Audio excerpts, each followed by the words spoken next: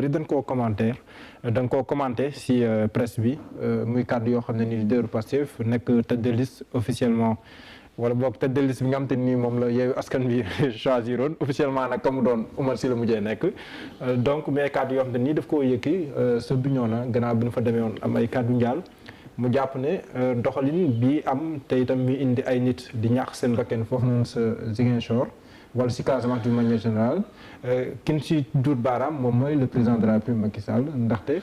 taxawaayam dafa mel ni ku am jafe-jafe ak waa Casamance Aliou Kandji kàddu yooyu ndax yow mun a dégg la. xam nga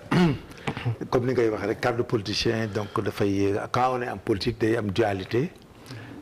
mais ci dualité boobu aussi il faut ku nekk di contrôler wu surtout bu s'agit de mort d'homme xam nga bu ay nit dee boo waxee ne rek cette dualité la wala am na nit ku ci am intérêt rek day mel ni dootul affaire incident maintien de l'ordre day nekk meurtre wala assassinat day nekk meurtre volontairement donné la mort assassinat après préméditation et guet-apens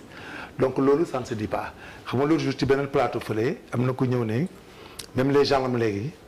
booy santé bu nekkee maintien de l'ordre bu ñuy jàpp nit ñi soo ne Coly wala Samb wala Sané ñu jàpp la xam nga yooyu yëpp dafa nekk une stratégie maladroite bu politicien mën a utiliser sans connaître les conséquences parce que loolu day indi rupture unité nationale lay changer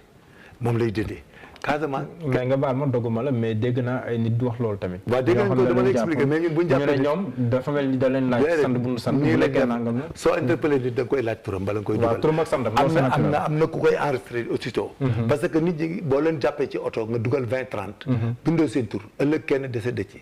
jotoo xam turam wala dara ëllëg ñu ne la ki décédé kan la. fekk gaañu na wala décédé na da ngay am problème donc dès le début koo dugal ci oto bi da ngay commencé jël seen tur ak seen sant soo wàccee bu dee dañ leen war a écouler ñu écouler leen bu dee dañ leen di auditionné ba ñu dem wala ñu bàyyi leen feneen libéré leen mais ci li am importance pour ñu revenir ci li nga wax pour unité nationale parce que Casamance ñun ñëpp def nañ Casamance man mii di gis def naa ci guerre Casamance bi 8 ans 4 ans gendarme 4 ans gradé jamais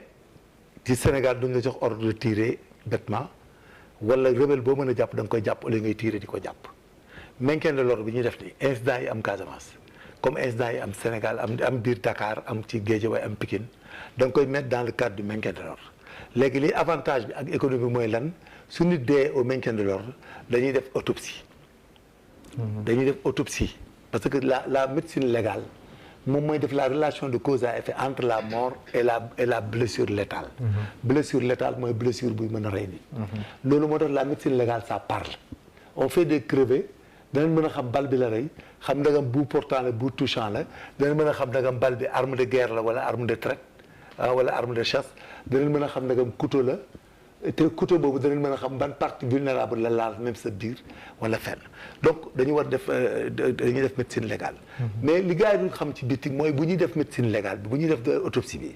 en tant que par exemple les policiers bu dee seen compétence territoriale la wala la gendarmerie day am au fin d'inhumation gis nga accident bu mortel bu amee comme ni oto yi di accidenté dafa am benn réquisition bu ñuy jox le médecin légiste au fin d'inhumation bi pour avoir le genre de mort. on ne peut pas enterrer les gens sans ñu am genre de mort.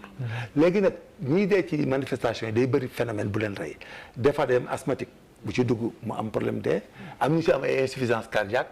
yoo xam ne c'est dans les séquelles d'infarctus du myocarde xam nga yooyu yëpp duñ fi def ay sciences en médecine quoi du heure bi c'est pas le moment. mais pas ne infirmier nga woon. waaw dafa am ay ce qu'on appelle les séquelles d'infarctus du myocarde. am ñoo xam ne dañuy dugg ci événement bi fekk dañu am ay insuffisance vulvaire am ay surcharge graisseuse du myocarde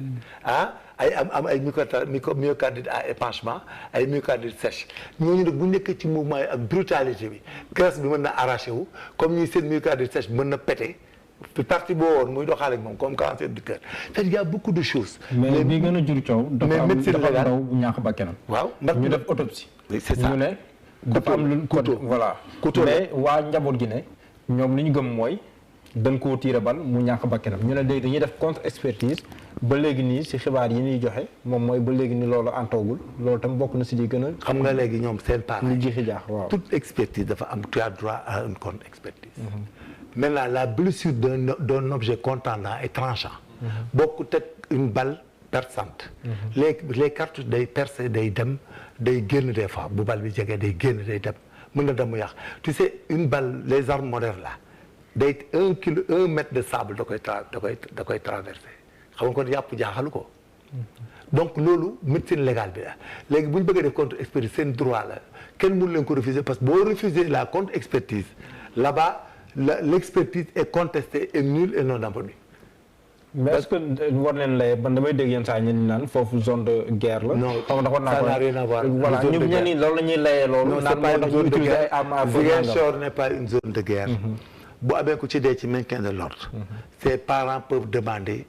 dans quelles circonstances la personne est décédée.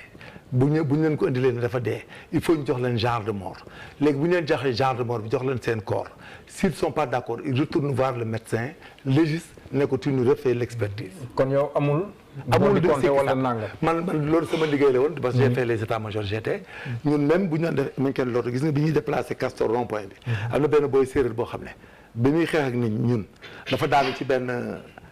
oto carcasse yi quoi far ndeke am mëj bu ci tranchant mu percé ko. mu dee kon mais dañ séeréer yi foofu ñu nekkoon zone ñu leen dëgër piir dañ ne ñun ñoo ko fetal bi ñu ko fetalee ñu ne dañ ko fetal mais man maa ngi woon état-major j'étais dañ ko yóbbu expertise bi ñu demee lañ ne objet tranchant moo ko percé